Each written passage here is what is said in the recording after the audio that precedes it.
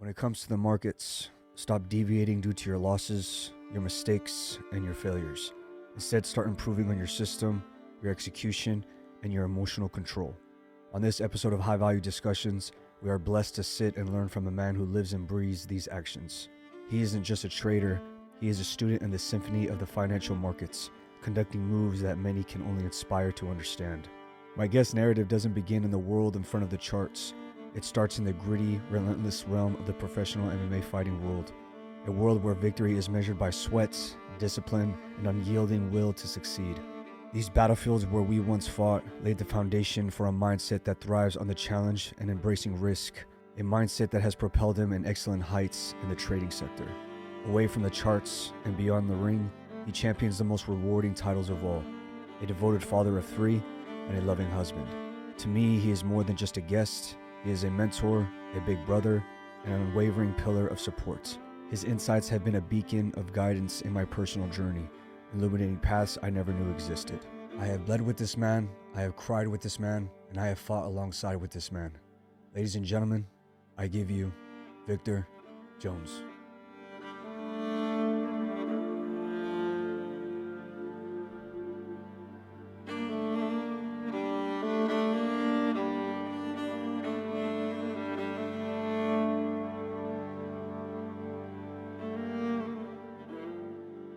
Honestly, bro, it's been nuts. It's been chaotic. It's been stressful, but the best kind of stress. You know what I mean? That exactly what you said. It's like the best kind of stress. It's like you get an idea in your mind, and through you are the conduit to bring that idea to life. And it's just through like work, consistency, and I believe in myself to get this shit done. Yeah. And that's what a lot of people kind of miss. I get it. We all have our doubts. I have my doubts about a lot of stuff. And I'm like, oh shit, can I really do this? I don't know. And then it's like, no, I can't do that, dog. Like, I can't do this. I've been through so much. I went and locked myself in a cage for fun. I don't know why I did that. Maybe at this point in my life, now I get it. Maybe there was a rhyme and a reason for that. We went and really locked ourselves in a cage to go fight, to prove something to ourselves that we didn't even know we were chasing or know we were that demon we were fighting or slaying mentally as men. Yeah.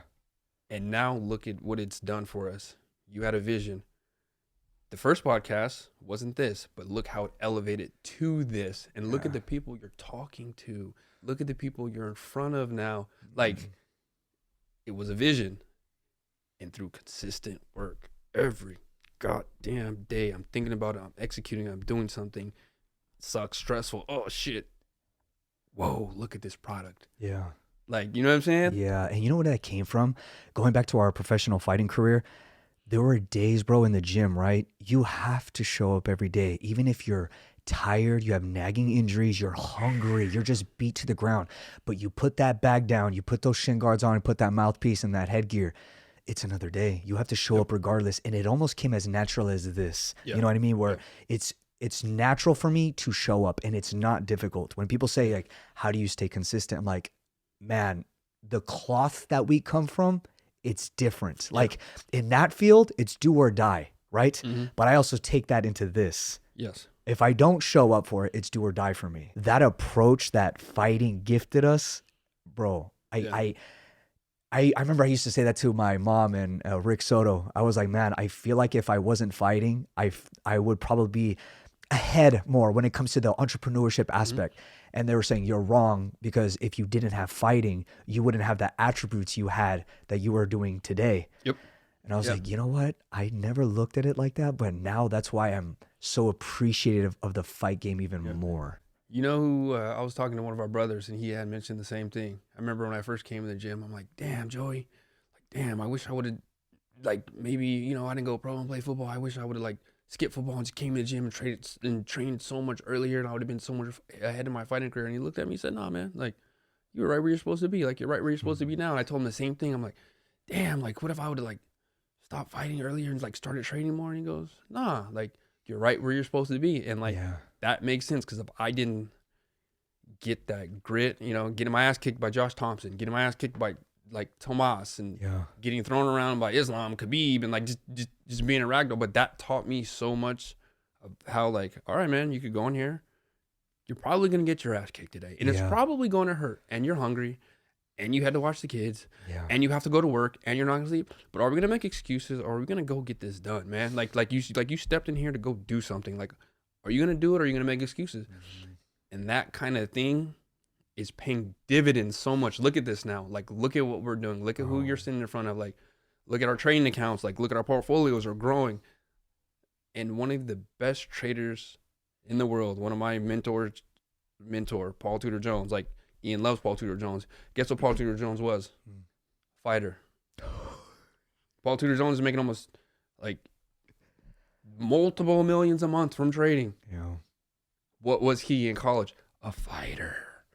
There's something about that grit in that background about putting that mouthpiece in and getting punched in the face. Yeah. Because life's going to punch you in the face. Mm-hmm. You're going to walk in and like, damn. You're going to say to yourself, D, do you really want to do this podcast today? You probably say, fuck, I kind of don't want to do it. And then you're going to like say, you know how God says, shut that B word voice up. Get to work because you're great. Yes. And there's something about that thing, that demon we killed in that gym that helps us on this end of it now. You know what I'm saying? Yes. And you know what's so funny? I was listening to a podcast, particularly when it comes to, say, trading. One of the speakers that was being interviewed, he said the best kind of traders are athletes. Why? Because they know how to lose and they know how to bounce back. So when you look at football players, when you look at basketball players, golf, tennis, so on and so forth, I think it's different coming from a fighting aspect. You know what I mean? So, brother, I truly believe we have a big unfair advantage because of what we have and what we've dealt with in the past. And are we in the fight game still? No, but we carry those principles into our day to day. You know what I mean? Like our responsibilities, our tasks, our mission got bigger and they grew even much. So there's more stress involved. Oh yeah. But it's the stress that we love. And as men, we need to deal with that. And that's why I look up to you so much, because you talk about that. And I've known you for over a decade, brother. And this has been nothing but the best brotherhood ever. But one of the biggest qualities that you gave me and that you share to other people is just the mindset. And do you think that your mindset came from more from your upbringing or more from the fighting career? Both. And I would say both, because when there was days in the gym when I was, like I said, getting my ass kicked and it hurt, and I was thinking like, all right, yeah, this sucks, but you know what? Like, we've been through some real sucky shit in life before, and we've got through it, and we've always came out on the other side, and this is just another one of those things. So you talk about an unfair advantage. I believe the way we came up and the stuff we had to go through and whatever we had to deal with gives us such an unfair advantage, because I could, to steal a line from Goggins, I could go back in that Rolodex and say, hey, dog, you've been through some shit when you was 12 years old. You've been through some stuff when you was 14, 15, 16. Yeah. It's been you and your brother Jeremy helping raise your family and your mom. Look at the strong men you have around you. Like, look how strong your brother Jeremy is. Look what he does. Look how strong your brother Daniel is. Your younger brother's strong, Daniel. Like, look at what he does. You don't have time to be weak, big dog. Like, look who's watching you. You got your son watching you. You got your daughters watching you. Your grandma's watching you. Your mom's watching you. What are we talking about, be weak? There is no other option to be weak. Because what are we going to do? Get fat and lazy and unproductive and comfortable and watch Game of Thrones every day? Rerun? Like really, what are we going to do? Or are we going to take the stress of being great and go be great? Because you're going to do one or the other. It eventually, tired, fat, and lazy and eating McDonald's every day gets old. Like, there's nothing there as a man. Like, you can only chase the cheap dopamine so much before you're like, hey, what am I doing? And time's going to pass anyway, so you might as well go get better, because you don't stay the same. If we have this gift, and why wouldn't I share it to help other people be better? Like, right? Like, look at the people around us. Just if we just take a step back and look at the people around us. Like I said, we have my brother, we have you, we have our other brother Justin. He's doing big things with his fight gear. Yeah. With Coker, like, and look at our other brother, Danny, with cones. So, like, look at that. He was just in a movie shoot with Burner. Like, he had Mr. Fab shoot his video. Like, we're around a group of high value people. Even if we don't talk to each other every day, we'll send a text. We'll do this. I just talked to Danny. I just talked to Justin this morning. I'm here with you. Like, I just talked to my brother. My brother Jeremy is doing toy drives, toy runs, helping poor underprivileged kids, giving them like, we have a group of strong entrepreneurial men who are doing what they're supposed to be doing for our community. Like, and I don't think I know, like, we all drive each other. Like, you're doing this in this space, I'm doing this in this space. Like, we all drive each other to be better. And like, you get around people, like, you get around a tribe of warriors who are doing right, who are striving for the good things that need to be done for our community. It's contagious. Like, it's very, very, very contagious. And it's like, I'll get on that treadmill. Bro, I've never ran over 5 miles in my life. And I said, you know what? I'm going to do it. Like, that's it. I'm going to do it. And like, the first time I did it, I almost threw up and puked. Like, oh, gosh, shit. Like, dude, why am I doing this? Like, bro, you don't have a fight coming up. You don't have nothing coming up. And I said, well, because I told myself I was going to do it. Yeah. And what I learned throughout this whole mental journey of elevation, if I told myself something, I'm going to do it. Because if I tell you something, you're going to hold me accountable to do it. Yeah. So if I tell myself something, why am I going to let myself down? And each time you let yourself down, it's a little chink on the armor. Yes. It's just a little chink on the armor, and you might not know it, but you get 20 or 30 of them little chinks, you're a totally different person. Now you're back to where you were. Yeah. So I got on that motherfucking treadmill, and I said, dog, I'm going to do it. And I ran. I said, I'm going to do 6 miles at a 7:30 pace. Bow, and I did it. Yes. And now I'm like trying to go for 7. I was a sprinter. Like, I'm like you know, we did sprint. Like we killed me every time. Like, we never ran long distance like that. And for me, like, 1 and 2 miles, cool, no problem. But when you get in that 3, 4, like that 3, 4, 5, you know, like, I don't look at the clock. I cover the thing with my daughter's shirt. I had my daughter's shirt like her when she was like 3 or 4 years old, and I cover it. And that's a reminder. Hey, go be great, man. Yeah. Hey, go be great.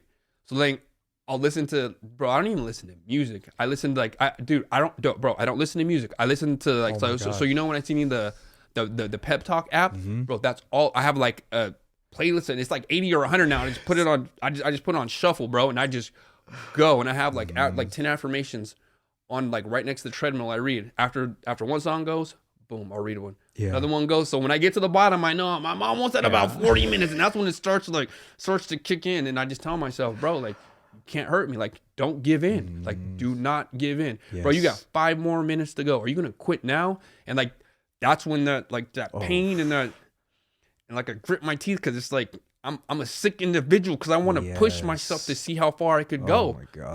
Like, and it's like, people are like, dude, what's wrong with you? And I'm like, that's what it takes. Like, you want to be great or you don't. Like, did you keep that promise to yourself? Because if you could keep a promise to yourself, you could almost keep a promise to anybody else. But you start letting yourself down, that's a real slippery slope.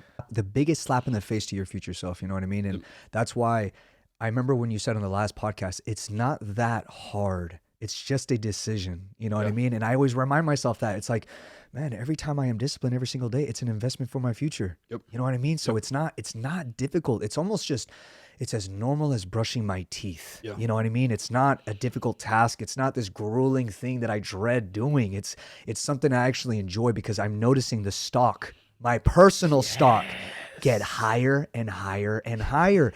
And that's why I'm able to elevate into all the things that I'm doing, whether it's even speaking to the individuals I'm speaking to.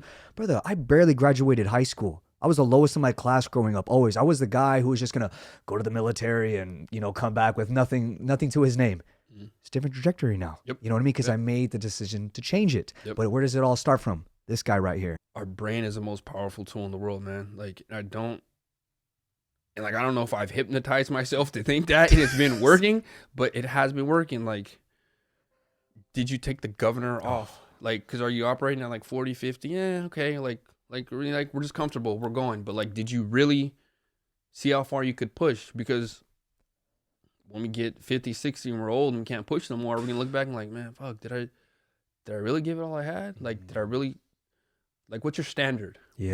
What standard did you set? So when you have kids, and I know you love your mom, I love my mom. I know you love your brothers. I love my brothers. I know you love your sister, your niece. I know that. But there's something different when you have a little Daniel or like a daughter, when that little thing looks at you and smiles and says, "Daddy," bro, you think you're driven now. Like, you think like that's gonna unlock a whole, like, this is Daniel 2.0, that's gonna go pink and unlock Daniel 3, 4, 5, and like it's like in this, it's gonna go in hyperdrive and overdrive. Like, bro, sometimes like I'll get off work at 5:30 in the morning to go take the kids to school, do all that, come back, and it's like 11. I'm like, bro, I know I should probably go to sleep. I gotta go back to work, and I'll fucking just hop on the treadmill because it's just something in me has to, like, it has to do, and it's almost fanatical at this point. And I get it, I love it. And then, you know, my wife's like, hey man, like sometimes you gotta like turn it off and rest a little bit. So like it's almost like it's a fine balance. It's a fine, but I'd rather push too much to go be great, and then have the ones that love me tell me, okay, hey, pull back a little bit. Or if he's like, hey Vic, man, maybe that was a little too much at this point. Maybe, you know, because there's trusted voices I could do. He's like, you know, you, my mom, my brother, you know, my girl was like, yeah, maybe that was a little, like your kid, you're getting a little too much. Yeah. But then it's like, do we want to be great? Do we want to free ourselves? Do we want to like not be poor no more? Do we want to like not have another generation of people who are financially illiterate, who have certain traumas that we need to kill? Like, do we want to slay it or don't we? Because you're the oldest, man. So you got to either kill that shit or you're going to pass it on. Yeah. And I take that very seriously. Like, I take that real serious. And you know me, like, you're probably one of the best people that know me in this world. Yeah. You know how serious I take that. You know what I'm saying? I'm not a big sports guy, right? So I don't watch football. I don't watch basketball, but I still study the greats. Yes. You know what I mean? So, and I feel like people watch sports for their entertainment rather than taking the principles from these athletes, and especially from the greats. And one thing that I've taken a notice on, say, the greats, meaning Brady, meaning Jordan, Kobe, they are sick individuals. Yeah. And that's the thing too. When I had a lady tell me that too. She's like, Daniel, I think you need to have fun a little bit more because it'd bring you more happiness. And I was like, honestly, my sickness gives me happiness. You know what I mean? It's a weird thing to just say, because it's not, going back to what we were saying off air, it's a very uncommon mindset. Yeah. But I signed that paper in my mental state where it's like, no, I'm willing to be sick every day to be fucking great, bro. Because I know that's what it takes. When we study these greats, when we study these titans, Warren Buffett, all these guys who have just killed the game, they are sick individuals. Yeah. They signed that paper where it's like, I know what it takes and I'm just going to sacrifice everything. So in a way, that brings me the best happiness, and it's weird. And it's like going back to the whole turning it off. I don't know how, and I don't know if I want to. Yeah. It's hard. It's really hard. And I'm still young. Maybe as I get older, it'll have, the balance will change. Yeah. And the woman that I was speaking to on my podcast on the last episode, she says, don't talk about balance, talk about blending. And I love that. I was like, ooh, I've never heard that term, because she had an issue blending work and family, not balancing. And she's like, I don't want to call it balancing because it's almost like what's better than the other. Yeah. You know? So she's like, how could I blend the two? And I was like, oh, that is interesting. But I also told her, I kind of combated on her on this. I was like, but doesn't it take a lot of sacrifice in the very beginning to put yourself in a position? And you know what she said? Bingo. Very true. Bingo. You know, it goes back to that conversation. I say to myself, what am I willing to do to be great? And then like, I'll also listen. I listen to a lot of Jocko, Goggins, Rogan, Jordan Peterson, a lot of ET. Like, look at where like Eric Thomas came from. Like, the number one motivational speaker in the world. Like, look where he came from. Abandoned buildings, eating out of garbage cans, father never there. Nobody, loser. Like, not saying he was nobody loser, but like just very, very humble beginnings. And that can't be substituted. Like, I don't know how that could be like substituted. Not saying you can't be great if you don't have that, because you still can. Like that's an amazing thing. And that'll get me to my other point. I don't mean to get sidetracked, but it's like that comes to another problem we're going to have. Now we're gonna make it. I could say that wholeheartedly. We're either gonna make it, like 50 Cent said, get rich or die trying, and we're gonna make it. Oh. So now what happens when we have kids? Like, you see, so every level's a different problem. So what happens when we have, like, how do we not make our kids soft? Because we have that advantage of like, hey bro, it's do or die, we gotta do this shit. Yeah. But now they're gonna be like, hey, my dad, like, we had, like, he made me rich. So, like, that's what, like, a lot of, like, you see Jay-Z talk about it. You see Steve Harvey talk about it. Like, how do we not make our kids soft? Because we've almost taken away that thing that we had to make us great. But, I mean, I guess all we could do is lead by example, right? Like, my daughter had just got in trouble for some, like, minor stuff at school. So I'm like, all right, baby, cool, let's do it. So now every time when I get off work, 5:30, we're out there on that treadmill. First day, she's like, oh, no, I don't want to do it. Now she's like laughing out there, 5:30 in the morning, laughing. You know, it's a good time. Like, it started out like, okay, like a little bit of discipline, but now she's like laughing, running, getting stronger. Like, I'm thinking, like, this is cool. Like, this is super cool. Like, we get dad-daughter time.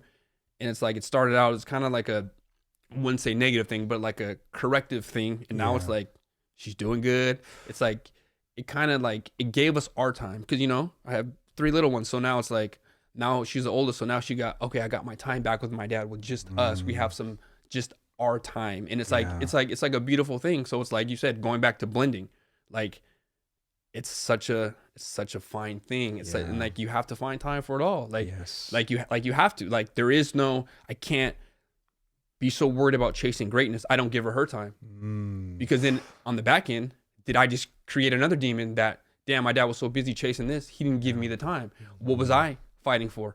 Why wasn't my father there? So then, like, so you like, it's such a fine line we have to navigate to be great without destroying our families. Because like you said, we study the greats, right? So what happened to them? Most of them divorce, kids hate them, something like that, right? Like Kobe was like the only one, married, loved him. Like, Ian talks about this all the time. We think Warren Buffett was great. Think about that deal that Kobe made before he died. Like, and that was like one of his beginning deals. So think about, he was just gonna get better and take that mama and telly into the business world. Kobe was on CNBC talking about, and they're like, whoa, like, and then, you know, unfortunately, whatever happened. You know what I'm saying? And it's just like, so we could study their family back into how they dealt with that, like study the full process of it. You know what I mean? People will prioritize their business and, you know, obviously entrepreneurship and building financial freedom.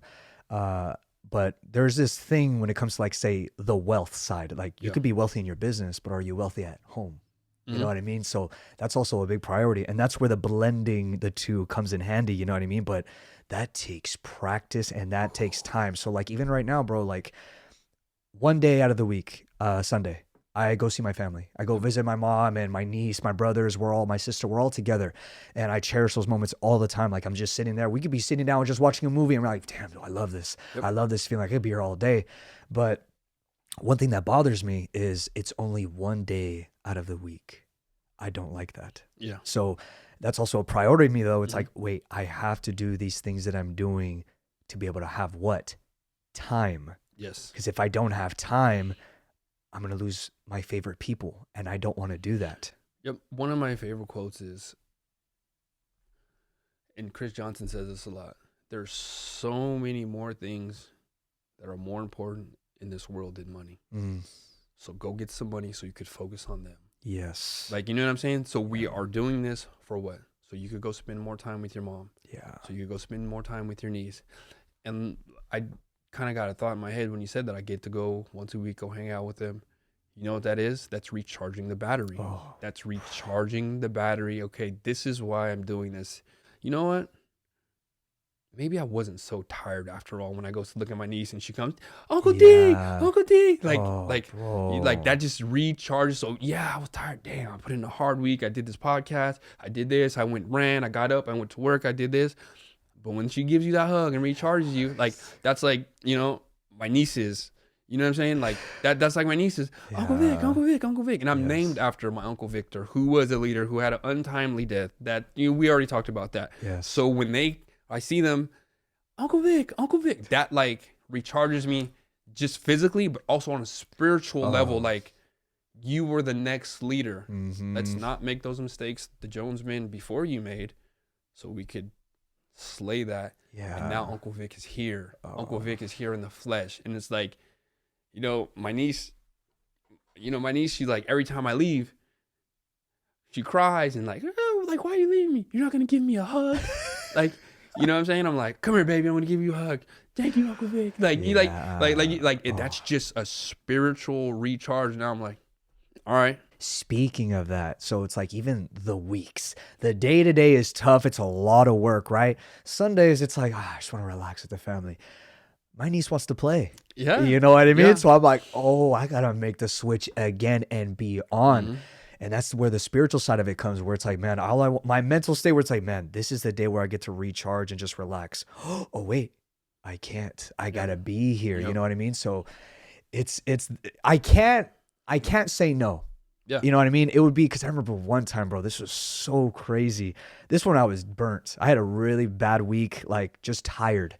And then my niece, she was like, Daniel, can you come over here and play with me? And I did this. Like I was sore too, just from training and everything. So I stood up, I was like, oh. She saw me make the face, right?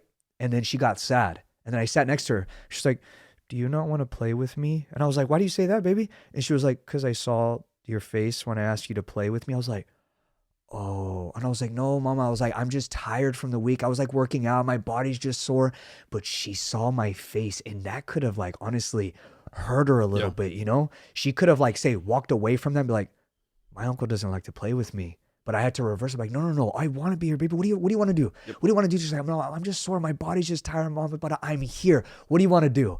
It's a crazy switch, bro. That goes back to something that's also a very driving principle in my life. Remember who's watching you at all times. As a man, as a leader of your tribe, remember who's watching you, because they're always watching.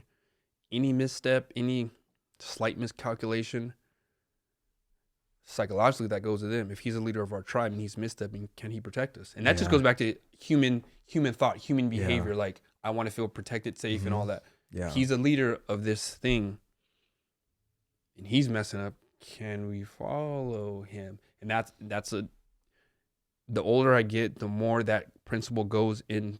Like, it's a very front of my mind thing. Remember who's watching you. Like, remember who's watching you. And brother, one of the biggest things that, you know, when it comes to time, when it comes to freedom, a lot of skills need to be harnessed. Yes. And one of the skills that I want to talk about you in particular is trading in the markets. When did that idea come to you, and why did you want to approach that specific skill? About four years ago now. Yeah, it's been about 4.5 years. When I first came on the podcast, like, damn, that was a long time ago. I was like, oh, dude, we're going to do this Amazon thing. We're going to go to the Twitter thing. We're going to do this. We're going to do that. I was kind of just finding my skis in the whole making money outside of my job, entrepreneurial type thing. And I have a hard time trusting people and doing a lot of things. Yeah. Business. Agreed. A lot of people, and I got to depend on a lot of people. Like, there's a handful of people you trust. And like, trading is one of the things. Goes back again to fighting. We have a coach, we have this, but when you go in there and lock yourself in the cage, hey man, it's on you, dog. Yeah. Like, when you hit that button to get in the market, hey man, it's on you. Yeah. Did you run? Did you study the setup? Like, did you do what you're supposed to do? So it came back to that. Like, I wanted to be able to just depend on me, like be able to depend on my skill set. Put the time in, put the work in to like get my skill set up to be able to do something that freed me from the work rat race, whatever you want to call it. And trading just fit my personality, and trading was it. And I mean, it's been one of the biggest blessings, in my life. And I can't thank, Ian enough, the Red Panda Nation enough. And it's just, he's kind of like us. Hey man, I told you to read that 50 pages. I'm not going to fucking hold your hand. Did you do it? Yeah. We said, how many trades a day? Did you overtrade?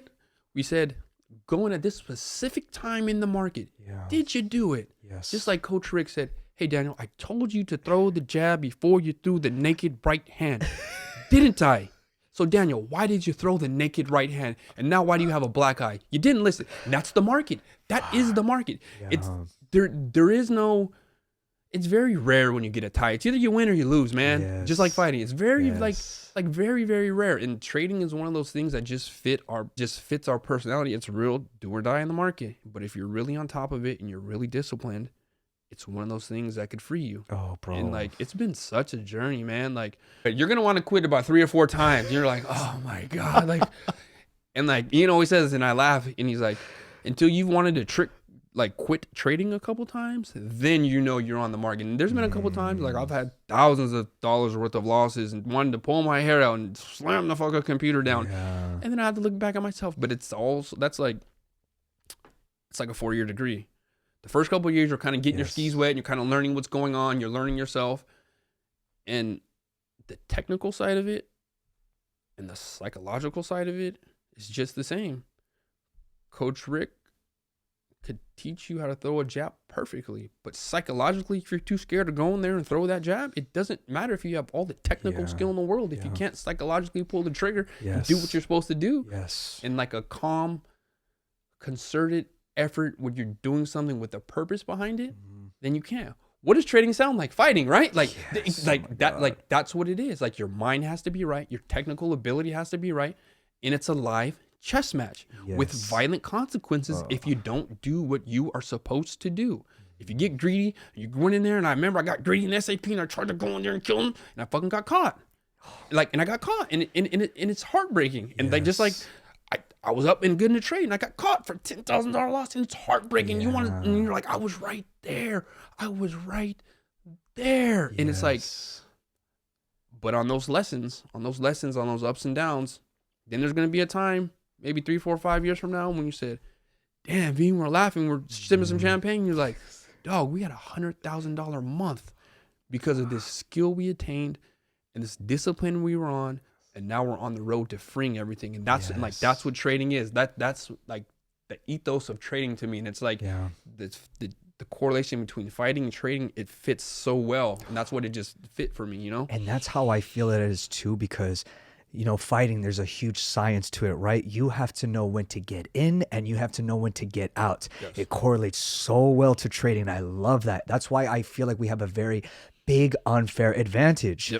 But also, brother, like, I remember I was talking to a trader as well, and I asked him, I was like, would you agree that trading is more behavioral than mathematical? And he was kind of like, that's interesting perspective. He's like, I've never heard it in that term, but yes, I would agree, because even we were talking before during the mindset, how you have to get this right, but it's never one and done. It is constantly being sharpened. That sword, you have to get it on the whetstone every day to keep it sharp, because we know if we go in there bullshitting, we've paid that price in front of people we loved, and we've been heartbroken, and it sucks, man. It sucks. And it's like, that's the same thing, especially early on, because it's so emotional early on. Like, later on in our stage, we learn, okay, hey, more times than not, we're going to win than we lose. But sometimes we're going to take the little bumps in the road, and like you'll learn. And the part I'm learning about trading now is like, okay, like, hey, don't let that loss mess up years of progress. Like,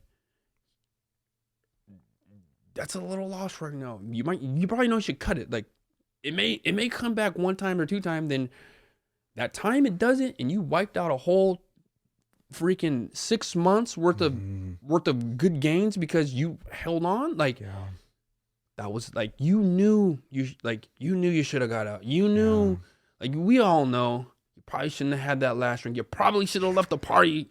Like, that's, and like, that also goes back to trading. Like, you have to know, like you said, you have to know when to get out. Like, you have to know, okay, maybe I took a loss today, or maybe I'm up. Should I be one and done? Like, do I want to go back in there and risk that? Because if I go back out there, it doesn't go well. Like, that's like, those are some of the most sucky days when you're up on that first trade. Like, yeah, I did good. I'm up. And you're like, all right, I just want to get I just want to hit maybe like 10 more ticks or do this. And you're like, whoa, like, I was up 7,500, and now what do you mean I finished the day down 1,800? And bro, it's like the most sick feeling. But then, like, that's the thing. Like, that's the thing where you, like you said, the behavior. Can you discipline yourself to do what you like? You knew if you're up, or if he said, hey, only take X number of trades a month, you knew you're at 10 a month, don't take no more. And on that 11th one, you got clapped and you messed everything up. Who could you blame? You knew the rules. You knew the rules. Who could you blame? Who could you, coach said, hey man, go in there and take this dude down. Cause I get it. Your striking's good. You can, but we have little gloves on and you're already winning. So, hey, go take him down. But you're like, nah, fuck it. I'm like, nope, I'm going to stand up. I'm going to show this guy I can do it. And then you get caught and you're like, woke up like, did that just happen? And it's that's behavioral. That's discipline. Yeah. That's getting up every day, getting on that treadmill, doing that 6 miles when I knew I was tired and I didn't want to. But somewhere in my brain, it makes me more confident on the charts. When that computer turns on and I'm up and I know I need to hold to a certain target, it's like, all right, this is it correlates to what it feels like to be in a fight. That's what it feels like. It's that's what it feels like, man. And it's such a good skill to have, a freeing skill, but it's also work. But on the backside of all that work, on the other end of all that work, once you acquire that skill, no one could ever take it away.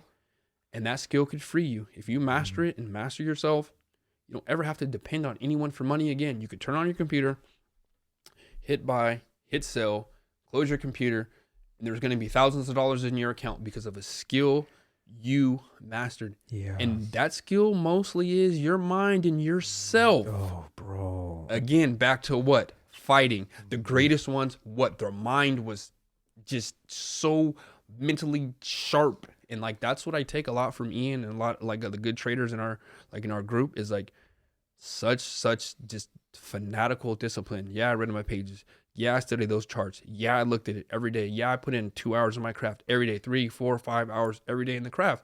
Well, then on the back end, shit, in a couple of years, I don't have to go to work. I can sit at home with my son. Now I can go be his baseball coach. Now I could be at every game. Now I can do this. Now that alleviated that other demon of, damn, I don't ever have to hear my son say, my dad wasn't there. We don't have to deal with that because of this skill, this trading, this blessed, beautiful thing. It's almost like its own entity. It's almost like its own thing that helped me go be great. And that ties back into getting on the treadmill, to eating right, to making sure you sleep, to trading makes you an overall better person. What does fighting do? If you really dive into it, make you an overall better, more disciplined, well-rounded, more get more in touch with your own self when you're out there on those runs spiritually. You see certain things that kind of just tap into your mental. That's what it is, Yeah, man. And it's so funny because I know for a fact losses come. They come with business. They come with relationships, marriage, so on and so forth. Losses do come.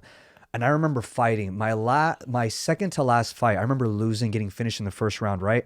I remember when he was getting his hand raised, I told myself mentally, I said, I'd rather die than lose. Yep. And in a way, I still have that mindset, but I also learned how to lose better, if that makes sense. Yes. So, and I've learned along the way too, every time I've lost in anything, whether it be a business transaction, when it comes to trading, when it comes to just life, friends, family, so on and so forth, I always 10x myself from that lesson. I've learned this too, to hug failure almost and embrace it and smile at the chaos a little bit. Yes. And then just okay, let's go. Yes. Let me see how I can get better with this. You know what I mean? Did I learn my lesson or am I just going to bullshit and repeat it again? Because I think that's the number one thing too is mistakes are fine. Future mistakes are fine. But repeating the same thing, same mistake over and over again, you're not learning. That's the thing. And it hurts. Hey man, don't touch that stove. Don't overtrade. Don't do it. You're good. Don't do it. And it goes back again, when you listen to Goggins. How many times did he fail before he became a Navy SEAL? How many times? Body broken, 18 months to get through a 6 month thing? The hardest, most rigorous thing you could do in the world. And that's if you're undisciplined, that's what trading becomes. If you're undisciplined, that's what it becomes. If you go in there haphazardly, maybe you had a couple of drinks, maybe you got in a fight with your wife, or maybe shit's not okay at the house. I probably should leave that computer off today, or maybe just turn it on. Don't turn Ninja Trader on where I could live trade. Maybe just turn on my trading view and just watch it and see where it goes and kind of mark it out in my head, or do something on there. Don't turn it on because you may get that impulse. It's almost like an addict. It's almost like a fucking addict. Like you gotta like. Oh yeah, for sure. So if you can't and then it goes back. Can you control your drinking? Can you control your eating? Can you control your other vices? Because if you can't control that, that shit's gonna show up on that chart and it's gonna hurt you at the worst time when you don't want it to hurt you. And it's like trading is like a mirror for your psychology. When you're up and you know you should hold, you see those big numbers and it's like it's right there. Can you have the discipline to do what you know you're supposed to do? And that that's money, because money's such a driving force in our society, and that's what we want to get money, right?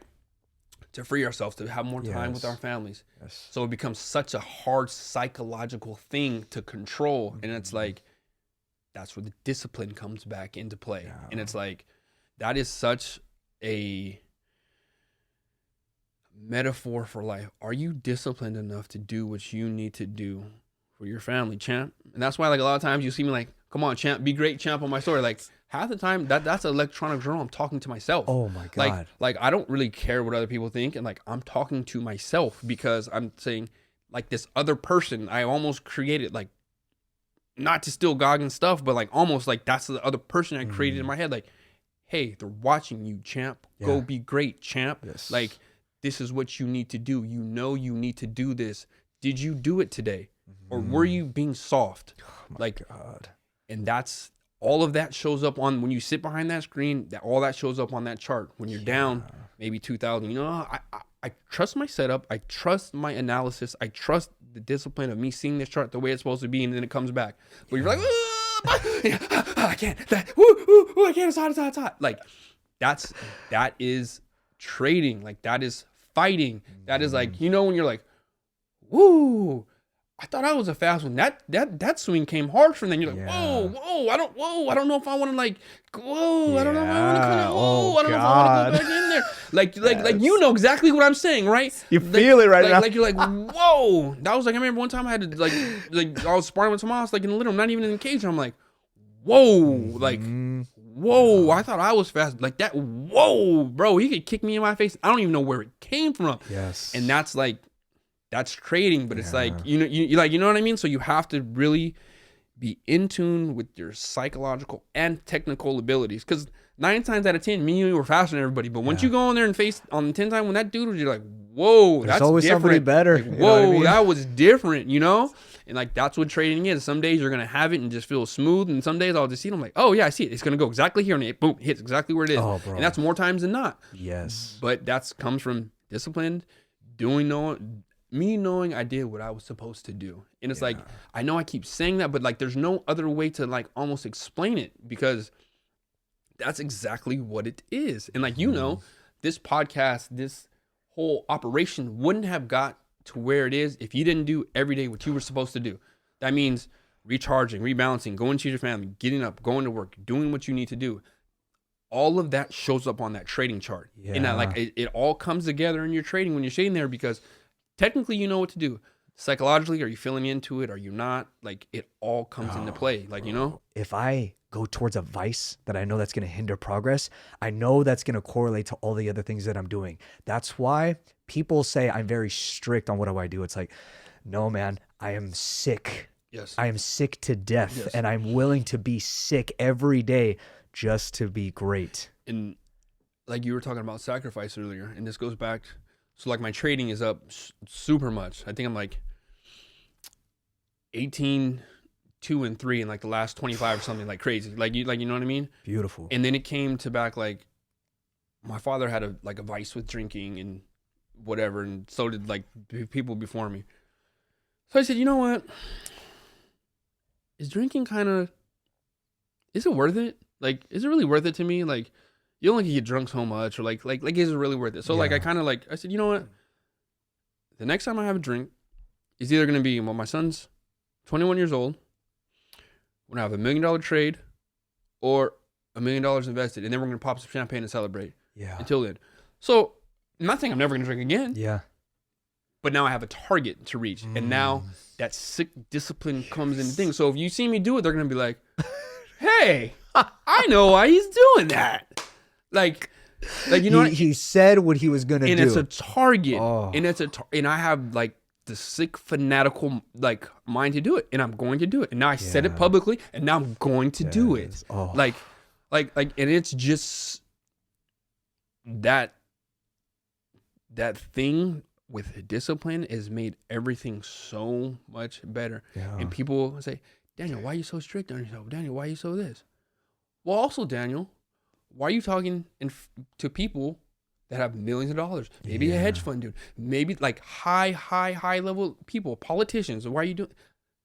Because you put in the work, because you have discipline, because your light is attracting other like-minded individuals and people. And that doesn't come without discipline, without sacrifice. So for me, sacrificing that, knowing it didn't do too well in my bloodline, what am I doing? Showing myself I could sacrifice and discipline.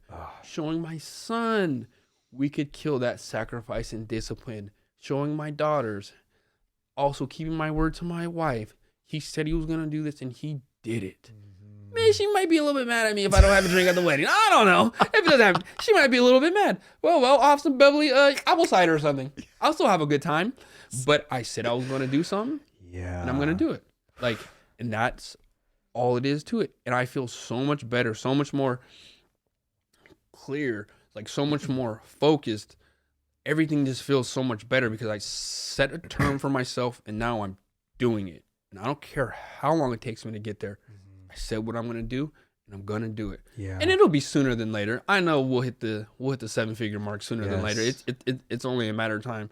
You know what I'm saying? Like you said, before we got on air, I did the podcast for 2 years. Nobody seen nothing. It's almost like a bamboo tree. You plant it, it grows under the ground for 5 years, and then it sprouts up in 1 year, and it's just like woo. And everyone's like, "Damn, you're overnight success." No, hell no. He put the work in, and you just didn't see it, and that's exactly what trading is. Man, I wanted to quit. I wanted to cry. I was like, Nick, you were up. You knew not to hit that button. You knew not to do it. But those are those painful lessons like we learned in fighting. And that's trading. If you don't do what you are supposed to do, you will get clapped. Because what is the market? The best players in the world playing with their most precious resource, money. You're playing against the all-NBA team. You're playing against Jordan. You're playing against Dalio. You're playing against Paul Tudor Jones. You're playing against all the top hedge fund guys. You're playing against Citadel. You're playing against all those big players that have all those algorithms, that have everything they need to take your money if you're undisciplined and you're reckless. And that's all they do. All they sit there and wait for you to be undisciplined and reckless, because all trading is taking money from the undisciplined and giving it to the disciplined. So if you're more disciplined, you have a leg up. And it's simple. That's all it breaks down to. The guys are like, I'm going to jump in and I'm just going to win a trade today. And then you see them and they're like, "Hey, Mom, can I have $10 more because I lost it all?" Wait, what? Huh? But also, trading is also known for its high risks. Yes. So how do you personally manage your specific risks, and how would you pass on your specific lessons to somebody else who's beginning? Always use a stop loss. Like, that's just number one. Always use a stop loss and always respect it, because even though the stop loss is there, you can move it. You can take it. You can like, let me widen it a little bit. Let me pull it down. I know it's just, and I'm guilty. I speak from experience because I'm guilty. And like, Ian has this set up on a certain parameter to respect the system. And he asked, "Hey, did you use stop loss? Yeah. Did you move it? Did you move your target when I told you what it was supposed to be?" So always, like, once you find your edge, like me and you, even though we're the same, our personalities could be different. So you're going to find your own. And I used to get so frustrated when people would tell me, so I'm like, "No, just tell me what to do. Like, just tell me what to do." Yes. And like, there's some traders that are 4-hour traders, or some traders that trade off like the 2-minute. There's some traders that trade off the day chart, the month chart. So you just find what you're comfortable and the speeds you're comfortable. It's like fighting. Islam and Khabib are both great, but they're different fighters. Yes. Oh. So there's traders could be great. Like, Ian's very technical, a great, amazing trader, but like, trap is different. Like, it's a different beast, but they both have their risk parameters. So once you find your edge and you find your thing that's making you money, like your system that's making you money, make sure you respect it, and don't see like, oh my God, this guy made 100,000 on this trade in the market. Well, he may have been trading for 20 years. Like, so you can't base your, I can't base my fighting ability off of Khabib's. Khabib's been doing this since he's been a little kid wrestling bears. I only started like out of college. So I can't base that, even though we go to the same gym and he's giving me countless lessons. I can't base myself off of him. You know what I mean? So once you find your edge of what you're doing, respect your system and do not deviate from it. Give yourself 3, 4, 500 trades and see what your percentage is. I know if I take 12 trades, I'm going to go 9-3, 10-2. Like if I follow my system, be careful tweaking it too much until you get the statistical data that proves, okay, if I know I do this exactly the same way every time, I should win about 70-80% of the time. Like, you know what I mean? I'm not moving, because once you move something and vary it, then you have to get new statistical data all over when I move this again to see if it works or not. So that's kind of how you manage risk. Once you find a good balanced system, like be a slave to the rules. Don't deviate, be a slave to the rules, and know another way to manage risk is like I was going back to, if you had a bad week or like a bad fight with your mom or somebody, like maybe you don't turn on the charts today, man. Like maybe we just kind of go for a run and like maybe just read the Wall Street Journal or do like something market related, but maybe we don't get live on the charts. Like, you know, some days like we're supposed to go in there and spar today.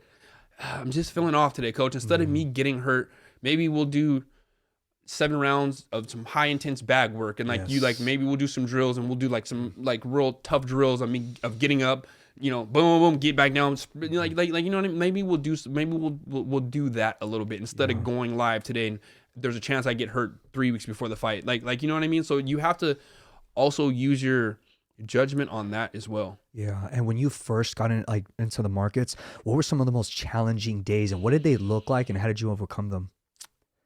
The losses for sure, but just trying to do too much too fast. Like trying to be like, oh my God, this dude made 10,000 today. Can I do that tomorrow? Okay, maybe I want to start with options, or then maybe I want to do this, and then I'm going to do this, and then I'm going to try this system, then I'm going to go try that system. And like you never give yourself a chance, and you're always like chasing your tail. You're just spinning, chasing your tail. It's like you come in here, oh, I didn't like how that sounded, so I'm going to go use this mic tomorrow, and then I'm going to use that camera tomorrow, and then I'm going to use this setup tomorrow, and then I'm going to put it on wide view instead of short view. And like so you keep changing things up, so you never really catch your bearings. And that wasn't me in the beginning. I just kind of was trying to just do too much all at once, because like, hey, I'm tired of being poor. Like I want to get there now. But like we know, nothing in life happens that way. Like I can't say, Daniel, I want to go run a 6-minute mile. I just started running yesterday.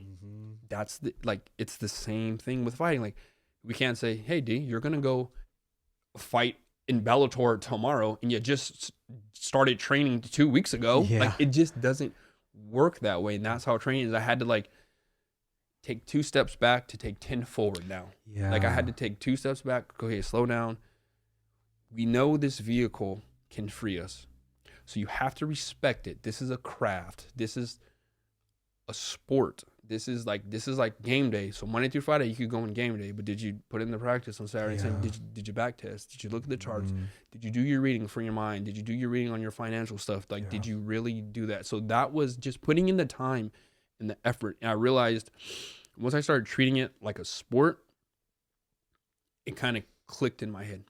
This is like a sport, so we can't go in the game until we're ready. We cannot go in until we're ready. And like that'll save you a lot of money. It'll save you a lot of headaches. It'll save you a lot of stress, a lot of gray hairs. Like it will, because it takes time, man. Like trading's not easy, but was this podcast easy? No. Was setting all this up this easy? Was where you're at now easy from where you came from? From talking on my ass podcast to high value, like was it easy? No, you had to put in the work. You had to get better on the mic. You found your setup. You honed your setup.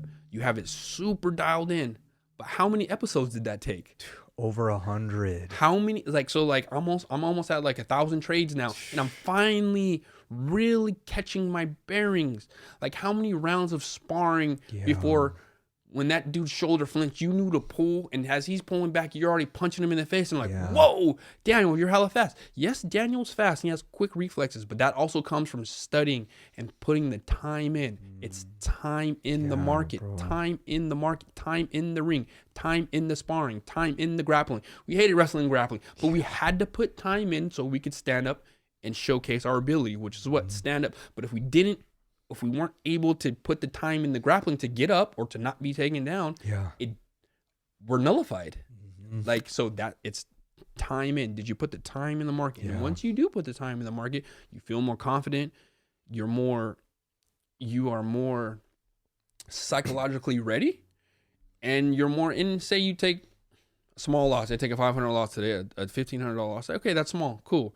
It wasn't a $7,000 loss because I was psychologically not ready, because I didn't practice, because I just got washed, and I like, okay, I had a bad day. Okay, all right, it happens. You know, we lost a round. We come back and spar, we win the next 3. Yeah. So cool. Yes. That's like, and that's trading. That's Kobe going before anybody got in there, putting up 1,000 shots before practice even started. Like like you know what I mean? That was like even the girl Juju Watkins that put up 51, the USC girl. Yeah. The janitor or the security guard called her coach and was like, hey, should I kick her out the gym? The coach said, no, let Juju be Juju. Yeah. What did she do the next game? Went and put 51, because the game before they had lost 3 out of 4 and she had a bad shooting off night. Yeah. She was in the gym and putting up shot after shot after shot, and it paid off because the next night she went and put up 51. Yeah. The most this season by any female basketball player. One of the greatest performances by a true freshman in college basketball history. Yeah. Work. That's tangible. The work is tangible to the outcome. Everything that I do approach, it's the long game, brother. And the book that I'm currently reading, Choose Your Enemies Wisely, by Patrick Bet David. Yes. So in the book, there was a page that I read, and I wrote this down and I reflected on this. There was this Japanese business that's been in business for over 1,000 years, and it's just been passed on from generation after generation. And they asked the current CEO, how do you guys do it? He says, don't drink too much. He says, don't over celebrate. He says, on all the good things that are happening, hey, just stay stoic. Yes. And he says, it's sustainable, and stick to the long game. That's what kind of keeps you in the game. Yeah. That's what it's about. That's what business is about. That's what sustainability is about. It's the long game. Everything that we're doing, is it a good percentage of it? Is it for us? Absolutely. But it's for the next generation after generation. Yes. What we pass on to our children, what our children pass on to their children, it starts with us. Yeah, and it goes back to what did Nip say? The marathon continues. Trading is a marathon. Even back to the old fable. Tortoise and the hare. The slow, small tortoise. Consistent. Yeah. Bing, bing, bing, bing, bing, bing, bing. Whew. Yeah. And now you're like, 3, 4, 5 years here. You're 12, 10. Look at this. But you just never stop. Like like it's a marathon. Trading is a marathon. Trading is about surviving. Yeah. Can you keep your money? Can you keep your capital? Because you risk capital every time you go in. Yeah. It's the long game. Were you disciplined enough to keep your capital? Yeah. Because the best offense is defense. Like, did you protect your downside? Cool, we could go make 10, 25x, but we can't be 100x down. Yeah. Like, did you protect your downside? And that's just showing up every day, seeing the in and out, the nuances. Hey, the market moved here right now at this time. I've seen this before because I looked at this chart 1,000 times. So it should do this. Like, the market's never predictable. We can't predict it. It's the market is a lot of people, and we know people are unreliable, very crazy. That's people moving the money. Emotions are not in check. Emotions, but patterns repeat on those charts. Patterns repeat. So I've seen this pattern. It should do this, and then it should go here. Yeah. And if you look at it enough times and you study it enough times, more times than not, it'll do what it's supposed to do. Yes. But if it doesn't, on that off time, it doesn't. I protected my downside. Okay, it hit that line. I'm out. I'm good. Yeah. No harm, no foul. Statistically, we know that should happen sometimes. Yeah. And I'm psychologically okay with that. Like you said, it goes back to being a good loser. Yeah. And I know that's a weird phrase. Weird. Such a weird phrase for people like us that want to win. Very weird, but you won't get it until you get into trading. that $500 loss is better than that $10,000 loss because psychologically you couldn't handle a red day. And like, I remember I had one day, I think I was up like 4,000 or 5,000 or something. I wanted to just one more. I want to get to 6. Come on, just one more. And then I went down like 1,800 and I couldn't take it. I traded back and forth, up and down, like 11 trades a day, just something horrible. And I think I finished the day down 6,000. I'm like, Vic, you were up like $4,800, and what, you wanted another like what, $1,200? And it cost you all that mental capital. It cost you all the mental stress back and forth, trying to get back, trying to go, trying to get back, trying to go. And then you finish down 5,000 because you just psychologically couldn't take it no more. Like you couldn't take another trade because you were gonna go crazy. And it's like, first off, you should have just took the 4,000, the 4,800 right there, or you should have just took the 18 and said, okay, I'm done. But like, that goes back to the discipline, being a good loser. It's just, hey man, take that little, come back again tomorrow. We'll restart fresh over. It's all good. Or even if it's like a real bad day, maybe I'll take a couple of days off. Okay. And then I'll come back. Cause it's a long one. Like, hey, if you get KO'd or something, you might need to take a couple of days off of this, let you re-heal, recalibrate, come back. What did I do wrong? Okay. I stepped in when I know I probably should have pivoted out and I threw the right hand without throwing the jab. Okay. I'm not going to do that again because that violently cost me a lot of emotional capital, cost me physically. It cost me a lot. And that's the same thing. It's exactly the same thing. And it's just, there's so many parallels to it. Like, it's so many parallels. And like the deeper you get in the weeds of trading, like you'll find it. Like you'll start saying like, oh, this is like, oh, that hurt. But I knew I probably shouldn't. Like I knew whoever my coach is told me don't do this because this system, I can't do this in this system. And then I did it because I thought I was smarter than the coach. And then it cost, as students, we always do that. We always, hey coach, like why didn't you do this? Well, don't do. Okay, go ahead, man. Go ahead. And then you get burned. You're like, gosh, coach, you were right. Crazy, right? I tried to tell you. That's what I tell my son. Son, don't do that. Son, come on. Son, didn't I tell you don't do that, son? And it's just, but we have to go through it. Like even as grown men, we still do it. And like, that is trading. Bear through, but it makes you a better person. And then once you get on the other end of really understanding what's going on, that is a vehicle to free us. That is a vehicle to where we could go get capital, to invest in real estate, to go invest in our businesses, to go and do whatever we want to do. The market is our personal ATM once we learn that skill. And now think, what does it come back to? The trauma we need to heal. We're not poor. We get our time back. We're smart with our money. We don't I don't care if the guy next door is driving a Lamborghini. Like, that doesn't matter to me. You know what matters to me? Being able to spend time with my son. Do I want to have a $5,000 payment a month for a Lamborghini to where I could barely sit down and get into it? No, I don't care. I'd rather go to my son's basketball game or wrestling match. I'd rather go be his wrestling coach. I'd rather go to go take my daughter to jiu-jitsu class. I'd rather go like that. Like, all of that doesn't really matter to me no more. Now, I'm so happy. Like, I'm learning this skill now, and I'm not in the materialistic phase of stuff. Because then it's like, you did all that work, for what?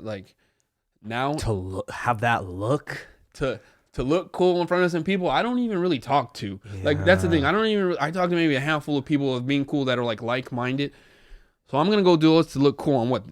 Stunt on the internet? Yeah. You got to be kidding. You have, and so many people's mindsets are like that. You have to be kidding. You're doing all this to stunt on the internet to people that don't even really kind of give a fuck about what you're doing.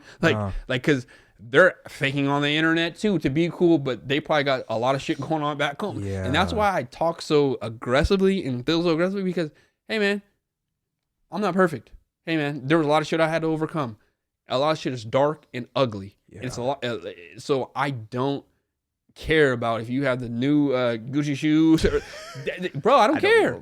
I don't care. I do 100% good for you, but I don't care. You know what I'm gonna do? I'm gonna build this portfolio. I'm gonna get better at trading, so then I can go take my son to Dubai, Egypt, AUE, go see the world, go do cool things. I'm not stunned for somebody in San Jose. I don't give I don't give a fuck. You know what I mean? You know what I mean? You know what I mean? I don't care, bro. But you know what's so funny that all the things that you were kind of talking about correlates to the book, and it correlates to, say, emotion. Yep. We always have like this emotional drive Yep. that kind of puts us in this state, right? So in Patrick Bet-David's book, Choose Your Enemies Wisely, I was kind of interested on like the title. I was like, what does he mean by this? Very catchy, And right? Very catchy. But when you read it, you understand why the title is the way it is. So he talks about we all have enemies, or we have something, somebody that gives us an emotion that makes us want to change and elevate, right? Yep. So when he says enemy, who is your enemy? Who is the person that doubted you, that made you push, that made you want to do the extra? And I thought about it. I was like, I don't want to say who was my enemy. I want to say who gave me my first big doubt. So God bless my father. I love my father to death. And I remember when he doubted me and told me that you're not going to be a professional fighter. It's a hard life. You're not going to get there. I remember when I proved him wrong, but he gave me that emotion to prove me right. What also Bet-David talks about is, where does the logic come? Where's your plan on to prove this person wrong, right? So we have these doubters. We have, say, enemies that give us these things like, you're not going to get there. Oh my God, Vic, you're really on the charts. You're really doing this. Like, come on, dude. Like, choose something you're gonna better. be rich? Come on, bro. Exactly. Yeah. So there are those doubters that give us that emotional force. It's like, okay, we'll just see. Like, let me put in the time. You'll see. Yeah. But there's also has to be logic behind it, going back to the plan. Do you have any, I don't want to call it enemies, but say people who gave you that emotion to kind of be like, okay, watch me. Yeah. And you know, like, I won't name no names, but it's usually the ones closest to us. It's usually, you want to be real? Okay, I'm going to be real. Let's do it. It's usually the ones closest to us that are like, who do you think you are to talk like that? Who do you think you are to elevate us and get us out of this? This is our comfort zone. And you know, people resist change. Who do you think you are to talk like this? Yeah. Like, and you would always say it, results trump everything. So once you start putting up them results and start showing them numbers and start showing those results, they almost can't, there's nothing else to say. They're like, first it goes, oh, you think you're gonna be a trader? And then you start putting up them results. I'm not a theorist, I'm a practitioner. Yeah. I'm not a theorist, I'm a practitioner. Results are greater than theory. So if you're putting up the results and you're showing it and you're doing it, then all the doubts kind of like, okay, well, and then it goes to, okay, that's cool now, but let's see if you can sustain it. Yeah. He got lucky once, maybe twice, but let's see if he really could sustain it. Yeah. Let's see if he's really about what he's saying he's about. And that's when it goes back to like fanatical. That's when it goes back to that thing. Yeah. And like, I remember PBD, I was listening to, like, on one of my grueling runs, I was listening to it, and he goes, well, Michael Jordan went up there in his Hall of Fame speech, and he thanked everybody, but the last person he thanked and talked the most about was his coach that cut him. That was his enemy.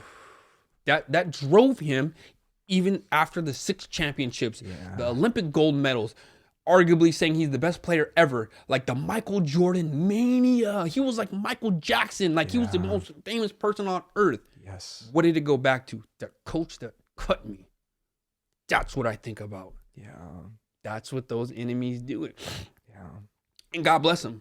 You love them. I love them. But the ones closest to us that doubt us almost give us the most drive.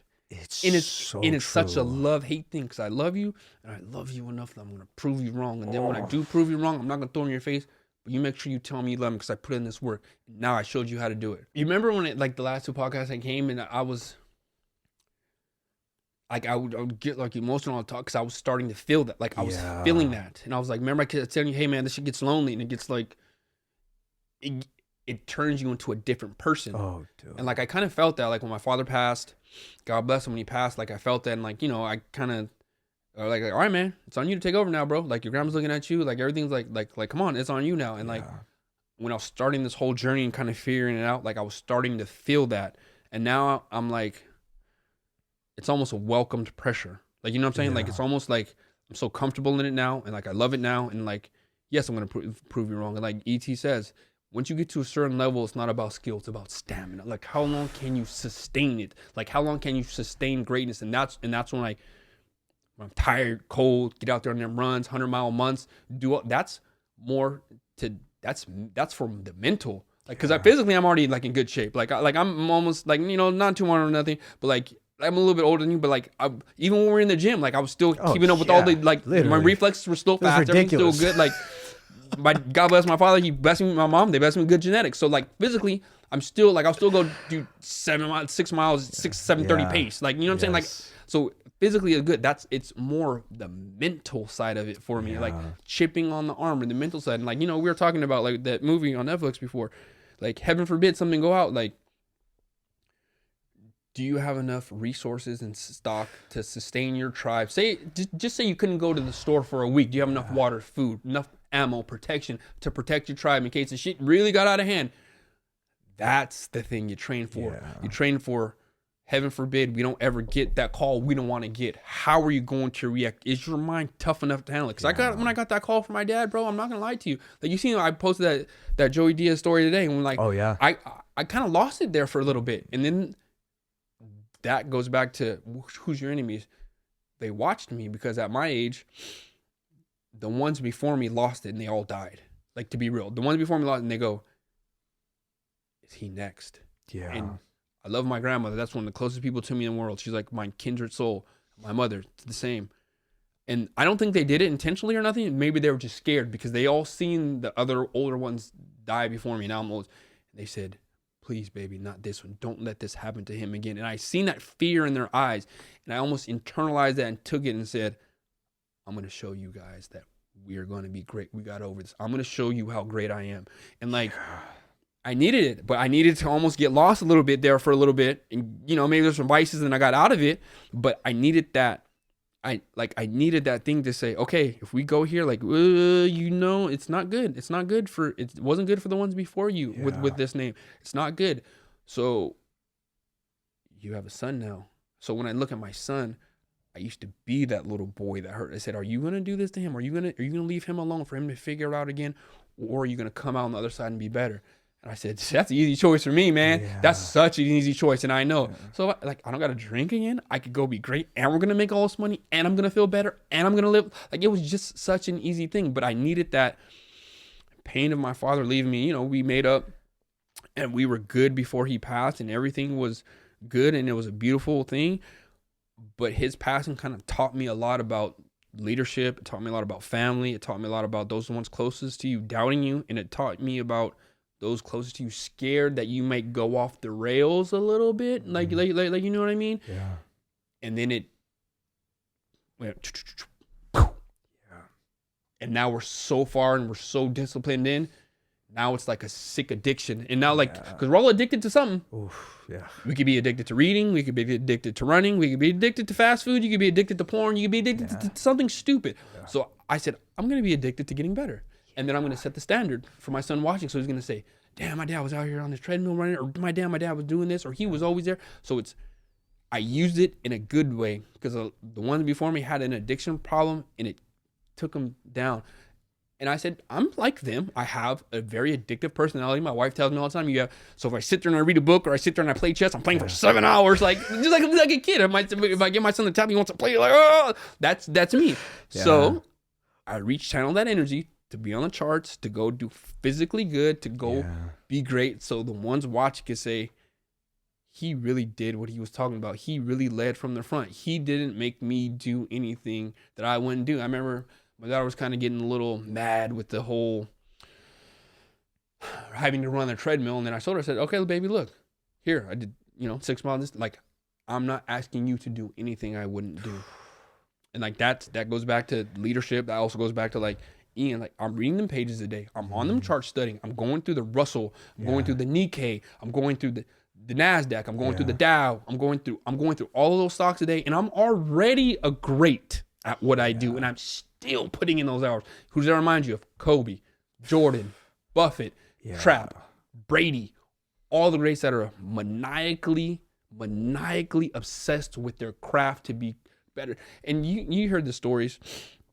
it goes back to our choose your enemies wisely. Jordan and Brady would make up stuff to be just, they would just make up shit in their mind to just be fanatical about. And sometimes I don't even know who I'm talking to. Sometimes I'm just like, oh, fuck you guys too. Like, I'm going to go, like, you know what I mean? Like that, sometimes it's a little crazy. Yeah, but so what? We're all a little crazy somehow. We're all a little bit crazy somehow. Yes, 110%. Like, you know what I mean? Yes. And you know what's so funny, brother? Like, one of my emotional factors that kind of drives me into that sickening behavior of just go, go, go is obviously the time and the freedom for myself and for my family. That's my biggest emotional drive. Your mom told you, and like my grandma told me, it's like, it's contagious, right? So you want to give it to them. Like, you want to, like, come on, like, please, come on, come be great, like, come on.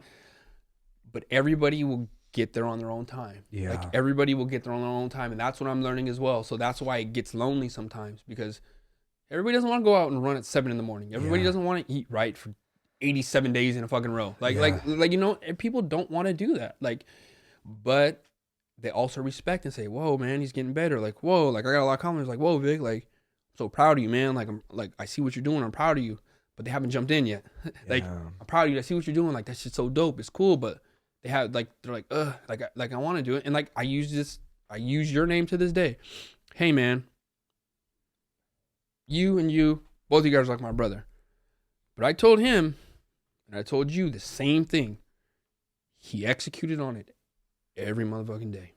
And now look at what he's doing. Yeah. I didn't tell him any different than what I told you. Yeah. And I told him once. And I didn't have to go back and tell him 17 times and ask him, hey, did you do this today? God, that'd be hey, disrespectful. Hey, did you read your 10 pages? Hey, did you do your mile? Hey, did you like not drink? Hey, did you write in your journal? Yeah. One time he executed, and then he got better on top of the execution. So then it got better, and then he learned more things and started doing more things on his own. And that's kind of how, like, Ian teaches, like, I gave you the system. Did you do it? Yeah. I don't want to have to remind you to do it. Like, I'm already, like, I'm already rich. What are we talking about? You're still over trading? Like, what do you, like, that just comes back to you just didn't listen. Like, you're a grown man. You just didn't listen. Mm-hmm. Like, so it's like, I use you all the time. I use you as an example all the time. I told him one time, and he did it, and he went and ran with it. And now look at it. Like, now look at what's going on. And it's like, I could tell the same thing to cousins, brothers, whatever, like friends, whatever.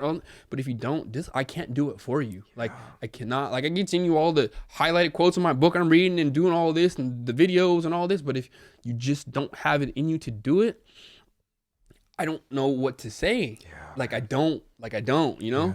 I want my circle to be great. Why? Because when somebody like you, every time I'm sitting next to you, I know you're a high valuable man. And that makes me what? Raise my stock even more. Every time I talk to you, every time I learn from you, I'm just like, man, I'm a sponge. I'm going to shut up. Just like you told me too. Rick told me too. When you're beside somebody and they are better than you, shut up and listen and ask the right questions. That way you can accumulate the information, but you got to put it to work. Yes. So everything that you told me, I would say I have like 5 mentors of mine that really impacted my life. It was Rick, it was you, my mother, Jeremy, Hector. There's other men and other women in my life who impacted me, but I would say that's like the core 5. And I always said this to myself too. I remember writing this down in my journal. I was like, it would be a slap in the face and so disrespectful for you guys if I did not execute on what you told me. You know what I mean? Yep. I don't want to be a broken record and having to come to you and asking the same thing I did last week. It doesn't work like that because I personally don't want to hear it. And I'm starting to understand that too, is it may be a bad leadership on my end, but I don't want to keep hearing the same vision, but no action gets acquired. You're just leaning towards more distractions. It's more like going back to the return on investment that we were talking about. Look, I'm trying to give you tools and tactics on how to get better. But if you don't want to get better and you're coming at me with the same questions over and over and over again, that's me putting time in. Mm-hmm. Is that an ROI for me? No. If you tell 2 people something, and I learned this from me, if you tell 2 people something, hey, read these 20 pages in this book. Hey, read these 20 pages in this book. This guy's going to have, if he read those 20 pages and he doesn't understand something, 2 or 3 very poignant, concrete questions. Hey, I read this, but I didn't get this. What does this mean at this thing? What does this phrase mean here? You'll get this guy that asks you 17 questions, like just Yeah. general, like, hey, well, you didn't read it. This guy had very specific questions. I told him to read 20 pages. He asked me this question about 3 words on page 18. So I know he got there. Very pointed. Yes. That's different. This guy, but this guy, okay, cool. Hey, this means this. Good job. Yeah. Like, you know what I mean? Like, so you could tell the ones that have been putting in like the time. You could tell the ones that have been on the charts. You could tell the ones that are like, hey, what does this mean? Hey, I got this here, but should I have hit it here? Cool. Yes, do this. Cool. Go. And they don't ask no questions for another 6 months, and they're off running and they're up. Like, so you could tell who's been doing the work. Like when we go to the gym, we could tell who's been running. We could tell who like, damn dog, you got tired after fucking a minute and 30 seconds. Like, you really weren't running, or you didn't really you haven't been eating right. Like what's going on? Is just an off day. So you could tell the ones that have put in the work. And it's very evident from what's going on here. You've put in the work consistently, and that's something to be very proud of, and that's something to keep like sharpening that sword and keep honing. So if you ever have a question to ask, bro, when it comes to you, I'll take my time out. It doesn't matter, because I know it's gonna be a pointed question, or you're gonna know like, hey, what does this mean here? Or like, what is this here? Boom, and I can give it to you, and you're gonna go, okay, boom, and off running. And there may be a question where you ask me where it's so technical, I'm like, oh shit, he made me up my shit about my game about thinking about this way, or like, whoa, I should have thought about it this way. And that's like a reciprocal relationship. Yes. That's a reciprocal. We're both thinking and solving it at the same time. That's probably a biggest factor right now when it comes to, say, the financial literacy, bro. People ignore it until it's too late. I think a lot of it's behavioral. Like we were talking, money is a lot behavioral. Like the psychology of money, a lot of it is very, very much behavioral. And growing up, how did you view money? Was budget a good thing or bad thing? Oh. Did you have it or didn't you have it? Because all that gets downloaded in your brain when you're an adult. Even though you say, I'm never going to be like my parents. Yeah. Well, we pretty much are in some aspects, especially when it comes to, because money is very psychological. Yes. And like, if you're just hoarding it and you don't know what to do with it, or you're just a spender, like, hey, I'm going to get paid next week, so fuck it, we'll go, we only got paid $5,000, but we're gonna spend $6,200, and we'll figure it out on the back end. Well, if you live your whole life like that, you never get out of it. And like Jeff Moore, I'll tell you about, like my insurance guy. He said you got to save money before you spend money, so you'll always have money. Yeah. And a lot of people spend money before they save money, and they never have money. And it's a simple concept. It's not difficult. It's not difficult. Yeah. We know we should eat right. We know we shouldn't eat that fucking cheeseburger, but we know we should work out. We know we should get up, but we hit this snooze button.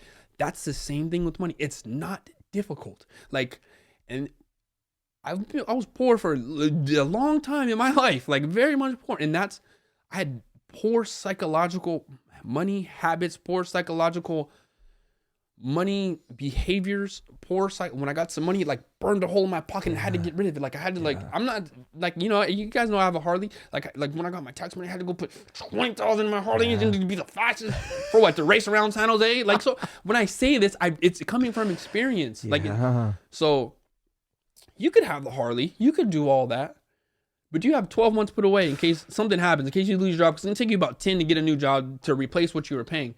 Do you have like 12 months put away before you did that? Or like, I'm not saying people deserve nice things, because it can't be all go, diet, because at one point it's gonna break. So if you want to go buy those $400 shoes or purse or whatever, you want to like pay yourself back for being good and well disciplined, okay, cool. But before you do that, make sure you have 800. So 400, you go buy some stock and something, and then 400, you go do it. So then you don't feel bad.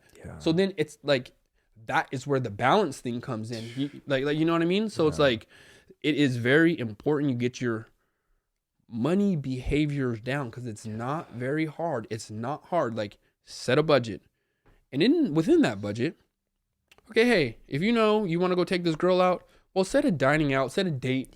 Just a date tab in your budget. Get a nice budgeting app. I use YNAB.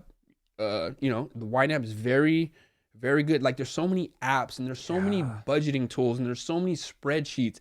That's to where if you could spend freaking 5 hours on Instagram every day on your vices and do this, you could spend maybe 5 hours a month and get your budget tight and get it right, and then just be disciplined to follow it. And then, hey, maybe I can't take her out this week, but maybe I could take her out at the end of the month. Well, guess what? I saved 2 or 3 paychecks, so now I can take her out on a nice date. Like you know what I mean? It's very simple, but you just have to get the psychological behaviors behind it. Kill debt. Like, I don't know how it's so kill the debt like your life depends on it, because it does. It really, really, really does. If you don't have debt, think about so much.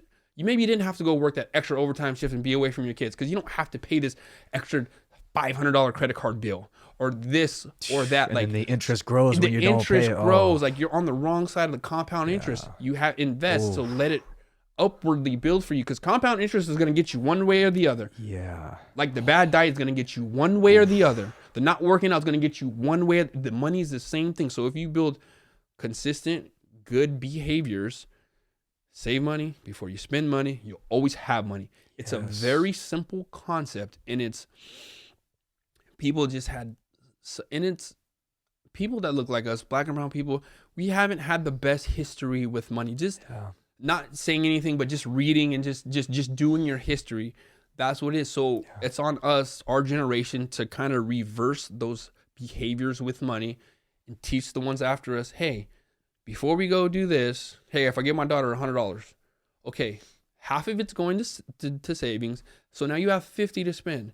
And out of that 50 we save, maybe 30 will go in your savings, maybe 20 will go to giving. So you can be generous and give to people. And then, so we have categories set up. So she just doesn't get the $100 bill. I could go to Target and spend $95, and on tax it's $98, and then I'm done. And now I have $2 left, but I got everything I wanted. No, we're gonna learn to delay that gratification a little bit. Put this money away, so then you can save for something, so you have a goal. And then when you teach them that early, it's like anything else. If you teach them good habits early about money or about anything else, that's what it is. And I think a lot of us got to adulthood with parents that really didn't know a lot about money, grandparents that were doing the best they can to raise us. So it's not their fault. They never really, learned anything else but to survive. So we can't fault them. But now it's on us to change it. It's on us to change our money behaviors, because now we know about money. We're very educated. You go on YouTube and there's millions of videos on how to budget, how to get money, millions of books on finance. To give you free spreadsheets and everything. Like you could download, so there's no more excuse to, there's not an excuse to just be bad with money no more. Even if you come from a poor, most millionaires are first generation millionaires. 80%, they never had no money, were poor, broke, and they're millionaires now. Because they said, okay, no more. I just don't want to do that. I'm going to have better money behaviors. Budget is a good word. It's not a bad connotation no more.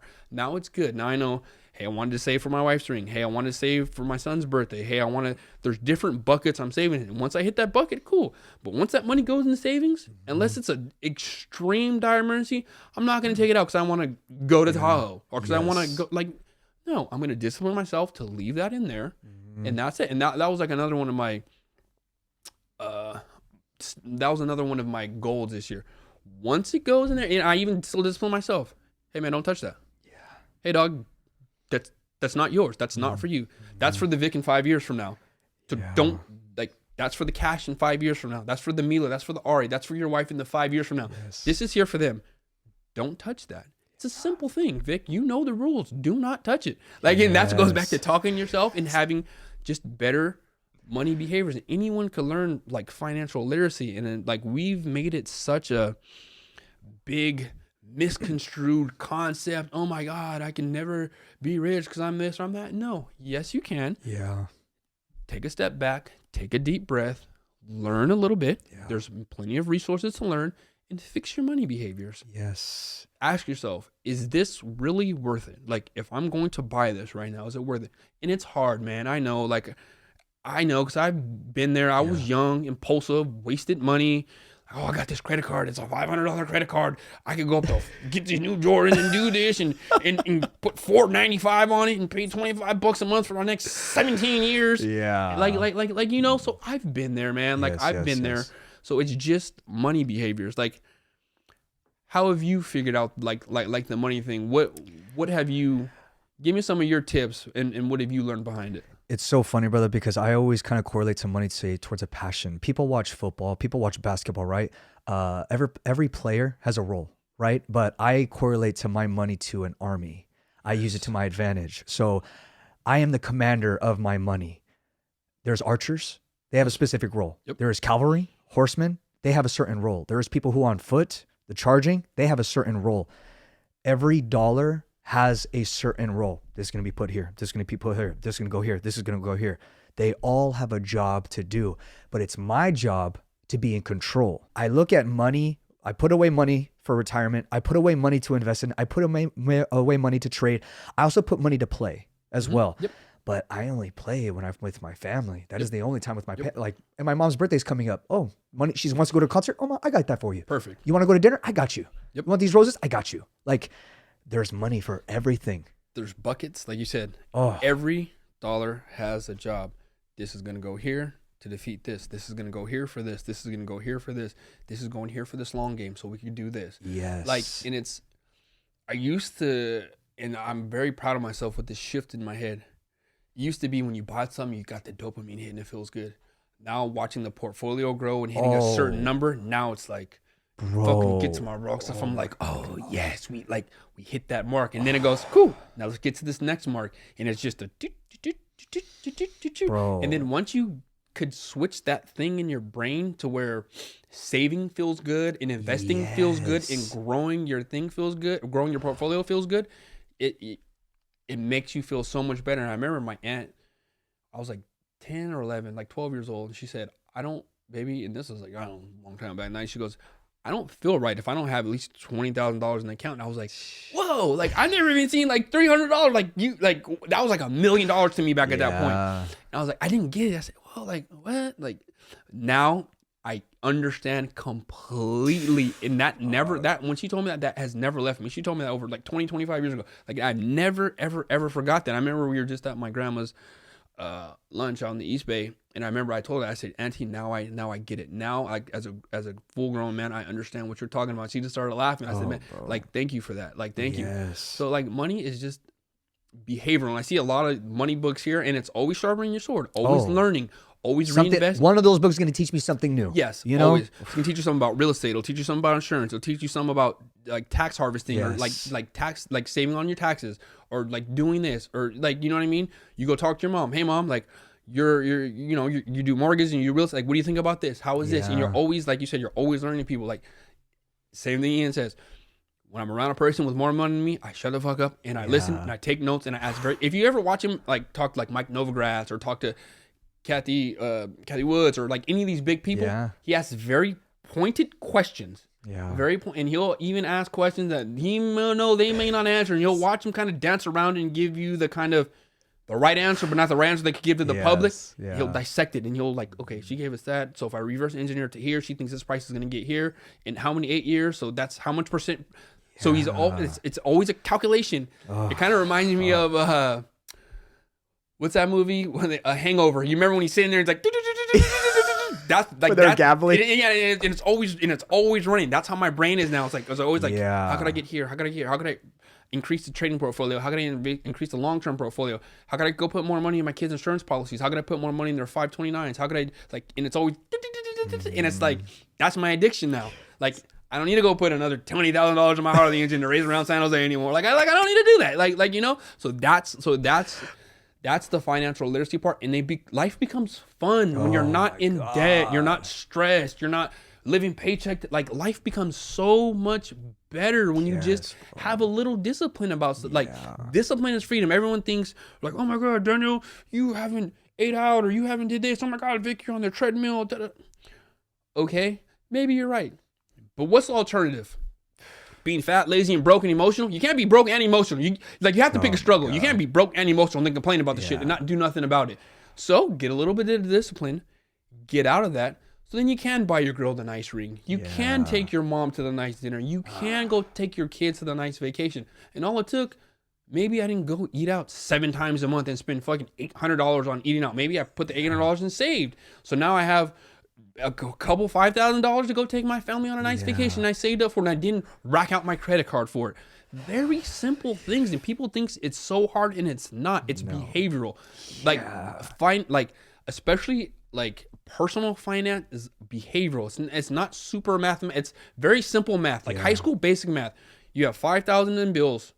You're making 7,000. Okay, there's a $2,000 difference. How are we gonna like get that 2,000 to grow? Yeah. So now we have 5,000 in bills, but now we have 10,000 coming in. Now we have a surplus, and now you're just saving and like it's very simple. It's so fun, bro. Like, and that's the thing. We all have bills, right? But I think the number one thing that we need to pay first is ourselves. Yes. Like people don't even pay attention to that. Yeah. Like they don't pay attention, and it's just like they're like, man, I don't have no money here. Like, what were your behavior? What were your habits? And it goes back to this too. Like people know they're doing wrong, but they don't want to look at it. They don't want to face it. They just like, oh, I don't like. I'd rather look away. Yeah. Like I'd rather like. I don't want to face it. I don't want to attack the problem. That was like me in fighting. I knew I had to attack the wrestling and grappling bug. I did like. I just hated it, but I knew I had to attack it. So I'm gonna do it. And now I knew that was one of my weaknesses in fighting. So now my son is gonna be wrestling. When he's gonna start wrestling with my cousin Jacob, 3-time state champ. My family, the Palominos, amazing wrestlers. And we have Daniel Cormier and like, so we have the whole thing. Yeah. So he's gonna get in early. So that's not a weakness. Yes. We sewed that up, and he's already gonna be quick twitch and I'm gonna teach him how to strike. Coach Hector gonna teach him how to strike. So he's gonna be well rounded. Like, so there's certain things we learned that like, okay, I need to get better here so I can pass that on to him. Yeah. And money is one of those big things. I had horrible money habits for a long time in my life, and now I'm gonna fix that. So he's gonna already start out on third base. We may have started outside the fucking ballpark. They're gonna start on third base. Now we just have to teach them discipline. Yeah. We have to teach them good habits so they could continue it on. Yeah. Like, you know what I mean? Yeah. And I remember I saw your story a few days ago, and this guy was talking about not going on vacation and maybe sitting down at home and putting your head down and getting to Just work. a little bit, yeah. So I think this was last year. My whole family, they all went to Cancun. I was the only one that didn't go. Bro, I know this is the sickness part of it. You know what I mean? This is the sickness of me talking where... First of all, it's an investment to be able to pay for something like that, right? Yep. And then another thing is, I am not even free yet. What am I celebrating about? You know, like a family's birthday is different. Yes. But a vacation is an investment. It's time. It takes away from productivity on the things that we're doing currently. And I'm young, and I'm like, man, I'm not even close to freedom. What the fuck am I doing playing around for? Did you hear what you said? What are we celebrating? What are we out here celebrating? Like, are we free? Oh, geez. Are we rich? Do we not have to go to work? What are we celebrating? And like, that goes back to that people won't understand us. That goes back to like, why are you even asking your questions? Of course we're supposed to go. Like, that's just what we do. We're gonna go rack up 10,000 on this fucking vacation on this credit card. Like and we'll pay it off in the next 2 years. So what? And then we're gonna go do another one and then figure that out again. So now we have 2 vacations we got to pay off on 2 different fucking credit cards. like you know what? And it gets out of control, and it gets out, and like it never stops. And then you're just in a bad spiral for 20 and 30 years of bad money habits when you could have just stopped it at the gate before it gets out of control. And then when it gets out of control, then you're like, whoa, I worked all my life, and now I'm retiring, and I still don't have any money, and now I got to go get another job. Like, that's sad. Like, it's very sad when you see when you have to see older people do that. Like, it's kind of disheartening. Like, you know, it's very sad. It's very disheartening, and it's like those cautionary tales of like, don't let that be you. Like, don't let that be the next generation behind you to where they have horrible money habits, horrible eating habits. They leave the house dirty. The house is not clean. Like, don't like just. That's not a high value person. Like, that's just not a high value. Like, and it goes back again to what Trap said, to what ET. What's your standard? Like, what is this? Like, if you're the leader, you get to raise the standard or lower the standard. It's on. Like, that's your decision as the man, as the man of the family. Like, what is the standard at this point? Are you elevating it or you're not? Because it's on you. Yeah. Who you're around is on you. What you're eating, it's on you. They're watching you. The money thing, it's on you, and it's not hard. There's a lot of resources out there. And like, if any, like simple steps, anybody that just kind of wants to get started out or doing what they want to do. First thing I'd say, set up a budget, get out of debt, start saving money. Set up a budget so you know where all your money's going. You know what's being deployed, what's going where. Okay, this is going to the mortgage, this is going to PG&E, this is going to here. How much am I saving per month? Yeah. How much debt am I knocking out per month? When am I, and this is a very important thing, I'm not accumulating any more debt. Like, kill debt at all costs, because you're really, once you get debt free and you could grow, like, Now you have the choice to say, nah, I don't want to do that. Nah, you know what? I don't think I'm going to come in today, boss. I don't want to do it. Like it gives you so many more options because you were disciplined with your money.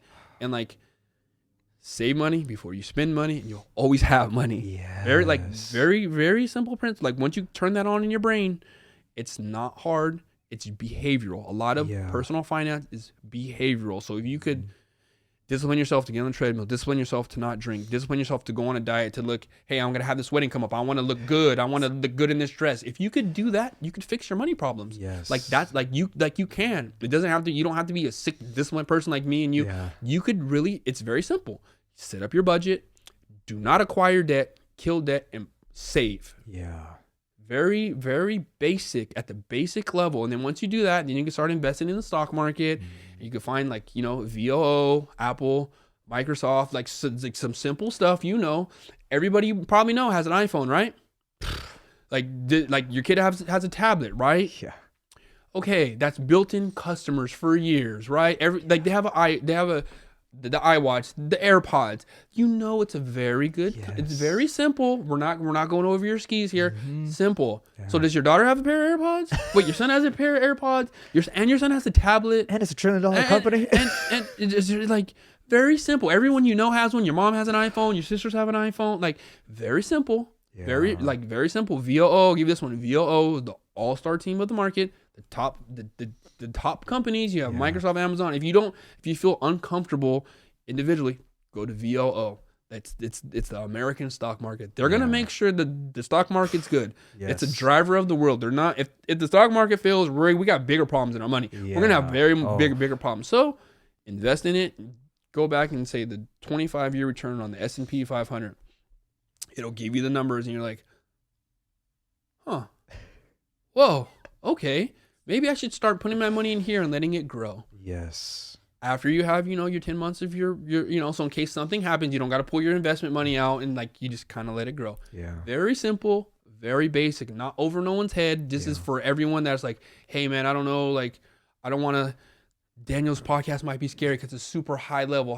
This is for the people that are just getting started out, like the younger people and you know what I mean? Because the younger you start, it's time in the market. Say you put $100 in the market now. In 30 years, that same $100 is going to be a lot more worth a lot more than $100. At 30 years of growth. Yeah. And time you say you start when you're 20 instead of 40. That's my mission. I don't want you to get to 40 and be like, damn, I'm barely on this now. If you start when you're 20, think about how much more power economically you're going to have. How much more power how much more at peace you're going to be because you don't have money problems. Yeah. You could focus on so much more stuff. Yeah. So it's very simple. Just get your money behaviors in line. Just so I just wanted to for people who are just starting out, I don't want to go over their head because people don't start because they feel so intimidated by it and they don't oh man, I don't even know where to start, so I'm just gonna put it off. Never mind, I don't even want to do it. Yeah. And that sucks. We need to help people that look like us, and even people that don't look like us, just get in the market and figure it out and just start with good money behaviors. That's what I want to learn because I was talking to my insurance guy Jeff Moore. That's what he kind of preaches. Hey man, I know this, but I want to just help you guys on the base so you could start, and then you guys come on, young grasshopper, catch up. And then now once, say me, you, my brother, Justin, Daniel, Colin Sobrera, now we come together. Now say we have 2, 3, 4, 5 million worth of capital. Yeah. We go invest. And now that 5 million turns into 20, 100 million. Now think about all our kids and all our community, our moms, think about that. And now people we trust, our brothers, now think about what we've built and what we've done. We don't have money problems no more. We don't so now we can just focus on our kids and do more things. That's the whole goal behind it. That's where the sick discipline turns to love for my people, for I'm doing this so I can show them, so they can say, hey, that worked. Hey, I seen you put in $100 and now that shit is a fucking $100,000 and it worked. So I'm going to probably do this. They have the roadmap and then, whoa, all our cool brothers, we know Jeremy, we know Chris, we know Justin, we know Daniel, we know the other Daniel. Those are cool guys. And they put money together and went and did this. Okay, cool. Maybe we should get with them. And then it's contagious. And now we're growing. And it that's takes a village, yes, bro. that's the thing because You could get to $1 billion. I could get to $1 billion. Separate, it's gonna take us a long time. But if we do this shit together, we could get there a lot quicker. Like, and that's the thing. Like, I'm learning watching Troy and Rashad, watching Trap, watching like all these guys. Like, it's easier to get there. Like, the people at the top, they don't talk about all that separation shit, and they don't talk about all that discontent. Like, they're over there talking like, hey, this is a good business deal. Hey, that's a good business deal. Hey, you know what? I think like I could help you on this. And like, and then they combine, and now Dean always says this: you put in $1, make sure your return's 11. 1 to 11 is a magic number. If you read Money Master the Game, you read like there's a lot of gems in there about the ratio of capital. If you put in 1, you should get back 11. Even 1, you should get back 5, bare minimum. Like, so there's a lot of good principles, and I don't want to get over anyone's head, but that's like later on. But where you start, can you budget? Can you pay yourself first? Can you get out of debt? And then once you get out of debt, can you discipline yourself to stay out of debt? That's another thing. Can you stay out of it? Like, are you disciplined enough to stay out of it? Because look at every time you watch a commercial. Every commercial is selling you something. Every single one, whether it's Burger King, a car, some pills, the fucking thing, Cialis, the fucking Viagra, the new Apple Watch, the new Tesla. It's always, everything is selling you something. Are you enough to disconnect from the matrix and kind of see what they're doing? Because if you're in debt, you're slave, you have to go to work, you're a worker bee forever. Like, can you discipline enough once you get out of debt just to stay out of it? Because then once you get on the other side as a business owner and as having money, the tax code works for you. And then now we start playing a whole different game. We're playing a whole different game. We're growing, and then life becomes fun. Life becomes fun at that point, you know? So it's just start with yourself. Save money before you spend money. You'll always have money. And then, like you said, oh shit, D, your soldiers over here, they're fucking coming. That army's ready to go be deployed to go invest and go make more. But you spent the 5-10 years, how much ever it was, building that army up, training them, building them up, sharpening the sword. So when you say go, it's go time, and you got that house at fucking the 3%. It wasn't 8%, it was at the 3%. And now instantly you're up fucking 50% in equity in the house in 4 years. Like, but you had to be patient. You had to discipline yourself. You had to not go out and eat and spend fucking $1,000 a month out on food, and you waited and you waited and you're patient. And I like to say, be aggressive with the work, but patient with the results. So it's like aggressive patience. It's fucking aggressive patience. I'm waiting. It's like, you know, when coach puts you in there and you're like kind of, okay, you're calculating. You're calculating. It's calculating. That's what it is. That's what it is. Yes. You know what I mean? Oh my God. Well, my brother, my very, very last question, and I want to let you know as well, you're going to come on here multiple times again. I know you were on the other podcast twice. This is where you belong. You know what I mean? Whatever you need, my brother. Whatever you need. So my very last question, my brother. There may be a young man or young men out there scratching and clawing for answers on how to improve their life. What's probably one of the biggest pieces of wisdom that you would pass on to them? Look at yourself in the mirror. Tell yourself, I love you, champ. It's going to be different now. And when you do that, don't lie to yourself and say, we have to change. This has to be different. Time is going to pass, right? So you're either going to get better or you're going to get worse. If you're in that mirror in the first place trying to get better, you already feel bad. We already know what it feels like down here. So you might as well discipline yourself. Even if it's something simple, journaling every day, 10 pages. You don't even have to go run. Just go walk out. Just go walk a mile a day. Do that for 90 days and see how much better you feel. And then it becomes easier. And then it becomes easier. Pick up good books. Read. I can't stress this enough. There's great authors. You could talk to Marcus Aurelius. You could talk to Ray Dalio. You could talk to Warren Buffett. You could talk to Charlie Munger. Like, it's cool to be knowledgeable. It's cool to be well-read. You want to go get some chicks? Be well-read and be able to talk to them on their level about different subjects. And then she's going to be like, whoa, this dude he's smart. He works out. He looks good. And he has money. Simple. But that goes into pouring into you first, being the disciplined man. Women like high value men, and I'm not getting on the whole podcast, women stuff like that. That's nonsense. Show it for you first. Women are the most powerful creatures on this earth. They know a good person when they see one. I was raised by women, very strong Latin and black women. I was raised by them. They know when some shit is right. And Ian goes back to this, says all the time. If I'm kind of off of something, I'll ask the women and say, hey, what do you think of that dude? Is he right? Is he not right? Is he full of shit? What do you think? Damn. And 10 times out of 10, a woman's intuition is right. So if you put that work into yourself, everything else you want is going to be attracted to you. You're going to be like a magnet. And I know it sounds fluffy, and I know it does, but that's how I got to where I'm at. Because I've had the vices, the bullshit, the 100 women, all the nonsense. It doesn't do anything. It gets old, and it's basically just bullshit. And you're masking the real the work you're avoiding. You're chasing chicks, and you were drinking, and you were doing dumb shit because you didn't want to face that man, the mirror, and that demon. But once you do that, I promise you, you get on the other side of that, everything you want is going to come to you. And then you get better day by day. January, you may be here. You're like, oh shit, February, March, oh shit, I feel a little better. July, June, you're like, God damn. You get to December, I ain't tripping off no Thanksgiving, December. I'm not tripping off no turkey. I ain't tripping off this. I'm ready to go. You're like Hulk at that point.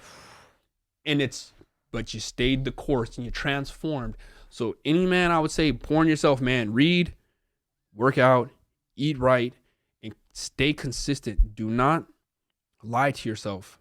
If you could hold your word to yourself, everything in life gets better. And there is no shortcut. I wish I could say, here's a 90-day plan there is no shortcut, man. There is no shortcut. Go be great. Believe in yourself and go be great. If no one else does, you believe in you.